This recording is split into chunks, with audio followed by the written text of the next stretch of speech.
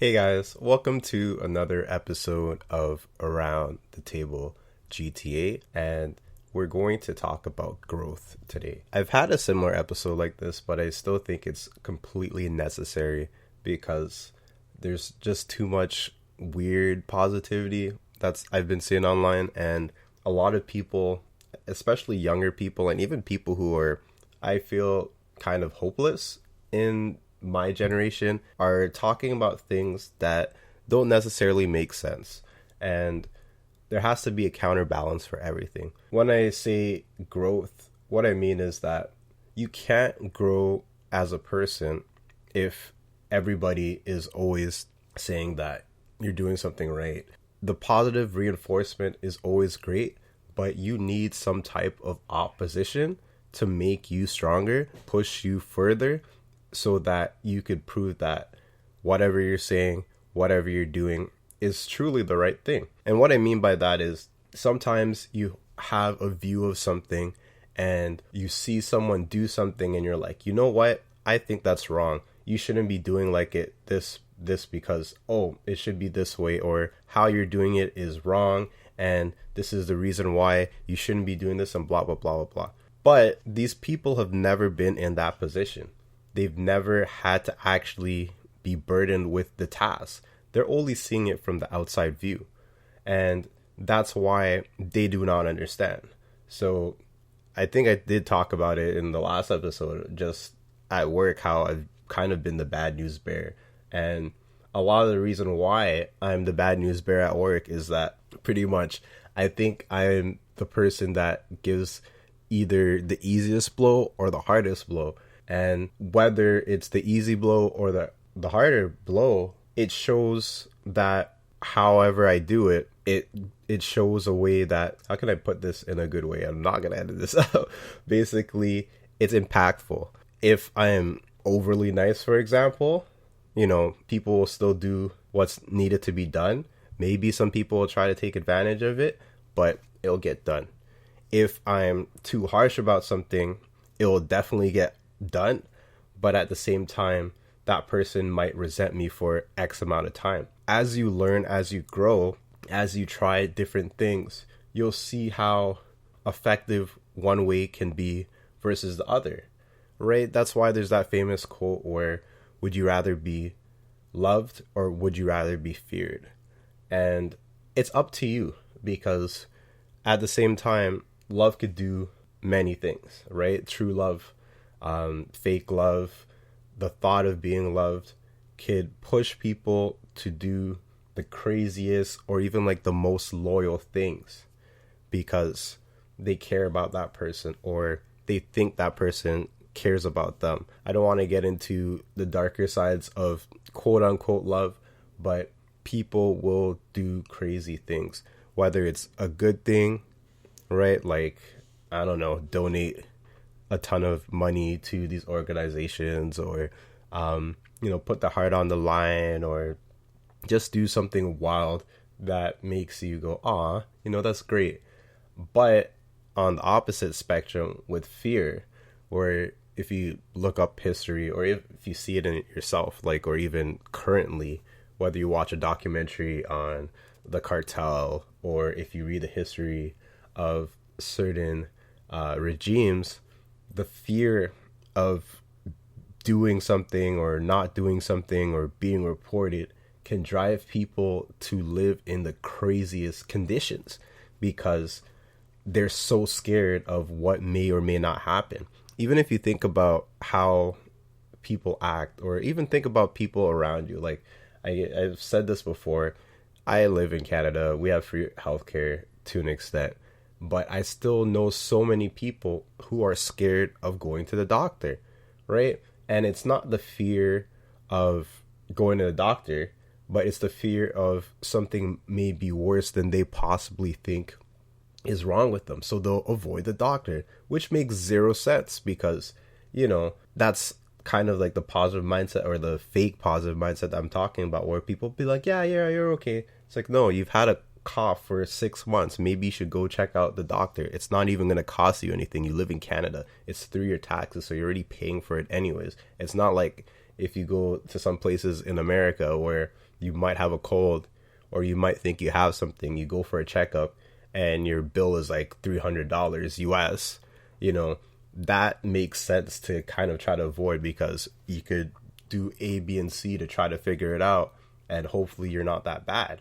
But you're up here in Canada being fearful, right? And like I said, that mindset of, oh, it's gonna be okay, or no, like, go get checked out. Go get checked out. It's better for you, right? If it's something that's bad, like really bad, let's say like cancer, at least that you'll know that you have cancer, right? Hopefully, if you go to the doctor soon enough, it'll be at an early stage so you could deal with it. But ignoring it and blocking it because it might be positive, or it's affecting your mental health, or you just can't deal with it right now because you're so scared, none of that is going to help you grow, and all of that is going to make your life and the people around you suffer. Why? Because you're scared. Why? Because you don't want to hear constructive criticism. Why? Because you're fearful of what may or may not be happening with you, right? I just really find that strange. And the more that I stay online, and I keep seeing this, and it's just like, you should only surround yourself with positive people. It's like, yeah, you should surround yourself with someone who inspires you to be better, or someone that makes you feel at home, or someone that you feel understands you, right? But at the same time, you need someone in your life that's going to hold you accountable. Someone in your life who's going to push you to get to the places that you want to be, right? If I didn't have some people hold me accountable for this podcast, I probably wouldn't have even made it a year, because anytime I took like a 2 or 3 week break, I had people messaging me being like, yo, where's the next episode? You said you're going to do like an episode every week, or even like once a month. And there was a point where I was doing it once a month, and then it was like every month and a half, or maybe 2 months. And I've always made some type of excuse. But those people who cared about my content, not even just my content, just holding me to my word, where, they said that you were passionate about this. So where is your passion? Where is the episodes? Where is the content? Where is it? And it really stopped to make me think that I'm like, damn, thanks, bro, or thanks, sis, or hey, I'm glad you're actually watching it, right? Shout out to the original 5 gang, right? My 5 viewers who like always watch my episodes, or at least I think still watch my episodes. Like, I can't confirm that they're the ones who are always watching the episodes, but there's a couple of people that I know who get excited about my episode, or when I see them, they talk about the podcast. And that's another totem, I guess, or pole of just creating something and getting that feedback. But the fact that those people held me accountable, even if I have like a super dark episode and someone's like, they'll DM me and be like, oh, are you okay? Are you like still in a good spot mentally, right? That's the positivity that you also need in your life, right? But, sometimes I might mention something on that episode and people will be like, oh, wow, I never really thought of that. Or how could you even be in that mindset because A, B, and C? It's all part of growth. It's all part of constructive criticism. It's all about learning, understanding, and becoming a bigger and better person. Because without that type of opposition, it pushes me to think as well. It's like, oh, maybe I was in a dark place when I was talking about whatever. Or, yeah, maybe I am sounding negative. What's really going on in my life? You need people to be negative around you every once in a while. I'm not talking about being in a circle where everyone clowns on your ideas, right? People do that.